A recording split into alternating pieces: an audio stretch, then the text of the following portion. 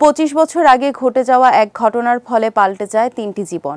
অতীত ফিরে এসে কিভাবে 3টা জীবনের সমীকরণ বদলে দেয়, এমনই এক গল্প নিয়ে অমিতাভ ভট্টাচার্য নির্মাণ করতে যাচ্ছেন নতুন একটি সিনেমা।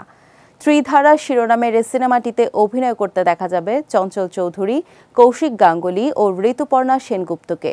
এই সিনেমার মধ্যে দিয়ে প্রথমবারের মতো একসঙ্গে জুটি বাঁধতে চলেছেন চঞ্চল চৌধুরী ও ঋতুপর্ণা। ইতোমধ্যেই অমিতাভ ভট্টাচার্যের নতুন এই সিনেমার খবর উঠে এসেছে ভারতীয় বেশ কিছু সংবাদ মাধ্যমে। এ বিষয়ে ঋতুপর্ণা সেনগুপ্ত জানিয়েছেন, এখনো কিছু চূড়ান্ত হয়নি। এমন একটা ছবির কথা ভাবা হচ্ছে ঠিকই, তবে সবটাই নির্ভর করছে পরিস্থিতির ওপর। সব ঠিক থাকলেই এই ছবির কাজ শুরু হবে। অভিনেত্রী আরও জানান, ছবিটির গল্প তার বেশ ভালো লেগেছে, তাই কাজটি করতে তিনি আগ্রহী। এবারের ঈদে প্রেক্ষাগৃহে মুক্তি পাওয়া চঞ্চল চৌধুরী অভিনীত উৎসব সিনেমা রীতিমতো চমক দেখাচ্ছে। মুক্তির 20 দিন পেরিয়ে গেলেও এখনও ছবিটি দেখতে দর্শক হুমড়ি খেয়ে পড়ছে।